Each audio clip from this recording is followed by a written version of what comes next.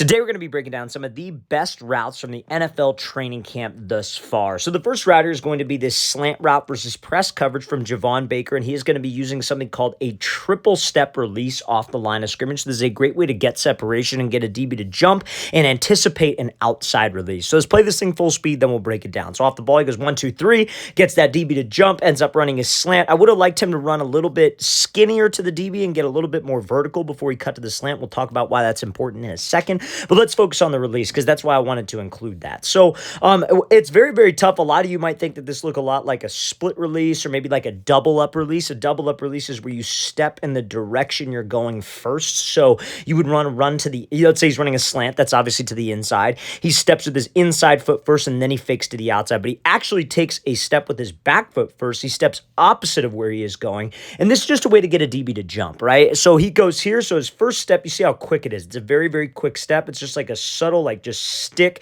almost down into the grass. A lot of times on this like triple step release or any type of crossover release, any type of jab step release off the ball, receivers love to step very, very wide because they're exaggerating their cuts. And I do want you to step wide. I would love for every wide receiver when they're trying to sell a cut to step outside of a DB's frame, which is essentially like where I drew this square. Like this is his shoulder frame and his hip frame. I want to step outside of his frame because that's the best way to get him to jump.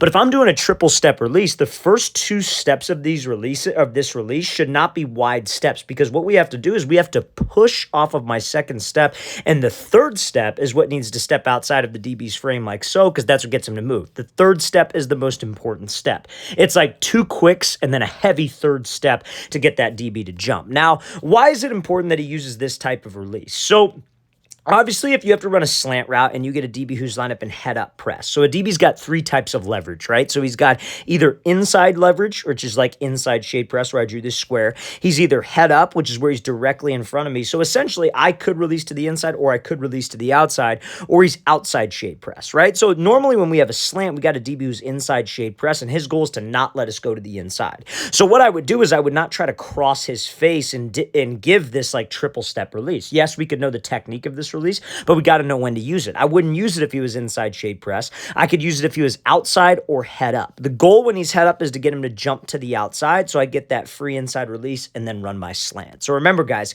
it's two quick steps. These two steps, he goes right, left, and both of those steps are like he's stepping down. He's not stepping wide. He's not trying to sell anything. It's step down, and then the reason why we step down and keep my feet inside my frame here is so I could push off of this step to actually sell, to actually step wide, which is the step that sells the move, and get that DB to jump. Now, right here, because it's one-on-ones and he's kind of out of the slot, I don't like how wide he runs to the inside, because if this is like a real game scenario, like you got offensive linemen right here, you got linebackers right here, who knows, maybe they're out of trips and you got another receiver right here. So what I would like to see him do is that after this triple step release, and this is what I could recommend to you young receivers watching this, he goes 1, 2, 3. As soon as he gets him to jump, you want to go hip to hip with him because you want to get vertical and cut and give the quarterback the proper spacing on the play. Yes, we got open. Yes, we got separation and we cooked him off the ball. But if I'm way to the inside, that could screw up timing and spacing with my quarterback. So just make sure that we get skinny. But overall, there's a great press releaser from Javon Baker. A lot of great routes that he has ran in this training camp thus far. So this next route is going to be from Calvin Ridley. And this is a great example of why Calvin Ridley is just one of the best route runners in the NFL. But before we get into that, fellas, if you are a wide receiver or a quarterback watching this, check out that very first link in the description below. We are going to be coming out to 15 different cities across the U.S. for 2-day long QB and wide receiver training camps this off season. We're going to be coming out to San Francisco, Orlando, Phoenix, Charlotte, Austin, Chicago, Seattle, Las Vegas, Newark, Birmingham, Alabama, Houston, Boston, Columbus, Boise, and Los Angeles. So guys, if you're local to one of these cities and would like to train with us, check out that very first link in the description below. It's 2 days of work with myself and my staff of coaches. Also, what we were doing, fellas, is we were adding on offensive line, defensive line, running back, linebacker, and DBs to our camps. We have a bunch of different college, former Division I college players and former NFL players running our camps for our opposite positions. So we're coming to all the exact same states. So if you want some more information on that, again, check out that very first link in the description below. We hope we could see you out to one of our off-season 2-day long camps. Let's get back to this video. So now let's look at this rider from Calvin Ridley. So he is going to be running just like pretty much just like something called a stop route. Okay. okay? So a stop route is like a deeper hitch. Like obviously, like everybody's, I'm sure, familiar with the 5-yard hitch, which is where you go up 5, you put the brakes on, and you stop, and that ball should be out, right? You're not coming back to the ball unless like you absolutely have to and the ball's late, but generally that ball should be out as you're dropping your hips and the quarterback's trying to put this thing to your outside shoulder. So let's watch what it really does here. He does a little like slide, take off, release, breaks on right now, stops on a dime, and then is able to make this toe tap catch on the sideline. I know the video cuts off, but he was able to actually stay in while he caught this. But let's focus on the break point, right? So obviously on every single route, whether I got press coverage or whether I got zone coverage, my goal as a wide receiver is to get this DB to open up his hips completely or to backpedal way the hell out of there if he's in zone. And how I'm able to do that is by selling vertical. So selling vertical, there are 3 things that go into selling vertical. Those of you that watch this channel know what I'm about to talk about. Obviously, what sells vertical is going to be your speed, it's going to be your stride length, and then it's going to be your body language. But now it's not necessarily about being like super low with your body language. It's not about taking like overly long strides. And it's not about running like 100% balls to the wall, full speed, being out of control. It's about the frequency of all 3 of those things. And by frequency, I mean keeping it the same. So look at Ridley's pad level here at the start of the route. Look at his stride length. And obviously he's going to be running fast. You'll see it when I play at full speed in a second. But see how it stays the exact same. Nothing about it changes, right? He takes a little bit of a choppy step with his stride right there. His stride length changes a touch, but this is what it takes, you guys, to make this DB believe that we're going vertical and that we're going deep. It has to be the same frequency, body language frequency, stride frequency, and speed frequency.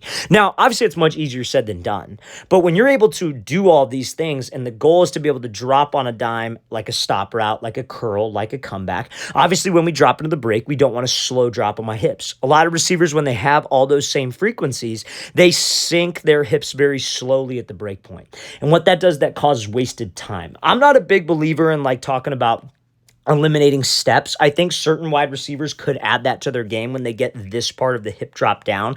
We're going to talk about how you can do that in a second with Calvin Ridley's foot placement, but I'm not a big believer in teaching like steps right away. What I'm a believer in is teaching decelerating and eliminating wasted time. So a lot of receivers, like I said, they have this slow drop of their hips and they take a million steps, and the million steps is a byproduct of them not dropping their center of gravity fast enough or sometimes even low enough. So guys, as soon as we get to the break point, you want to think that I am dropping to a 90-degree position. That's the perfect spot for your base. If you're above 90, that's not lowering your center of gravity enough to stop. What's going to happen is you will probably drift forward. If you're below 90, where your butt drops below your knees, you're not going to be able to move and pick up your feet, so chances are you'll probably pop up, and that's going to waste time too as well. So we have to be able to hold this 90-degree spot. Now, this is much easier said than done as well. A lot of wide receivers lack leg strength, they lack ankle stability, they lack knee stability. So this type of a break is very challenging for them. This is why it's so important that wide receivers strengthen their legs, doing all different kinds of squat exercises, like, like split squats, pistol squats, getting into a squat rack and going down to parallel and then popping up, doing maybe a pause squat. And then also when you drop to that 90 degree, you have to drop explosively. I tell wide receivers all the time, pretend that there is a string attached to your chin and somebody takes that string and they are pulling that string straight down to your knee as fast as they can. Like they're pulling that thing as hard as they can, like I said. And if you could do that, and you have stability in your lower half, you're going to be able to decelerate. And when guys start to get that down, then let's start to worry about your steps. I'm not saying never worry about steps, but that's what you need to get down first, and then worry about your steps like Calvin Ridley does here. So in a perfect world, obviously on like a curl route or a stop route, you break on your outside foot. You could break on your inside foot, but if you do break on your outside foot to eliminate steps, your second step after the break needs to pivot on a 45, because that's what starts to turn your hips. It should be a snap, then a pivot, and then your third step, hooks. I call that a snap, pivot, hook, right?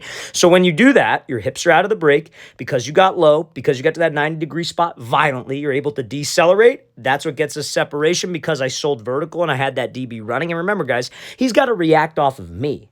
So he doesn't know when I'm going to break if I don't let him know. And that's how we can ultimately get open. So Ridley's able to come back to that ball a little bit and make that toe tap catch. So let's play this thing full speed one more time. This is probably my favorite route from training camp just because of how well he's able to drop into the break. And again, it shows why Calvin Ridley's one of the best route runners in the game. Okay, so now I'm sure you guys have all seen clips of this dude. There's Malik Neighbors running an out and up route. So this is a great example of how you guys can run a double move. This is another one of my favorite routes from training camp. Obviously, this is why I included it in the video. He's having a really, really good outing there. He's making a ton of plays. For all you young receivers watching this that are maybe about to start fall camp or you're maybe already in fall camp, like you want to make a good impression on your coaches, you have to make plays and you got to make big plays. And this is a great example of that. So he's running like this deep 10-yard out and up route. And this is versus a zone coverage DB. So in zone, it's harder to get a DB to crash down. It's much harder, right? This DB's probably playing some type of like cover 3 defense, or maybe it's cover 4. I can't exactly see the whole coverage, but his job is to keep everything in front of him. Don't get beat deep, right? So if this receiver's running an out route, like he should ultimately stay disciplined over the top, right? Like he's not necessarily okay with an out route. He wants to drive on an out route, but it's harder to get him to crash down when he's playing that deep third or deep fourth. And what sells a double move, everybody talks about the eyes, and yes, the eyes are important, but notice how Neighbors, when he makes this cut, he doesn't really even look back to the quarterback. Everybody says, oh, snap your eyes to the quarterback. I don't think that's the most important thing. It's important. It can help you. But what I think is most important about running a double move and making it believable to this DB, especially when he's in zone, because this DB isn't even supposed to be looking at our eyes. Even when he's in man, he's not supposed to be looking at our eyes. What he's reading is he's reading our speed, and he is going to be reading my body language. If it's man-to-man coverage as well, he's watching my hips more specifically. So when we break to this out route, you guys, on any type of out and up, double move, after your first cut, you need to push off of your first cut and you need to actually gain ground and run hard. A lot of dudes, when they do this double move, they sell it, but they don't go anywhere. They take 3 choppy steps to the out route. And if you take 3 choppy steps and you don't actually go anywhere and you're not running with speed that's going to make this DB actually want to crash down, we're not going to get any separation, you guys. So he breaks off of this foot. He cuts here, cuts 1, 2, 3, actually gaining ground. Hips and his shoulders are committed to the out. There was no change in speed. He was taking long strides. That's what gets a DB to crash down, and that's when we can put the brakes on and be able to separate over the top. So if you guys want to run a better out and up, whether it's 5 yards, 10 yards, be focused on having the same speed to the out, long strides to the out, and your hips and your shoulders on a 90-degree angle, not kind of like halfway drifting upfield. This is a great example of how you guys can get separation on a double move versus zone coverage.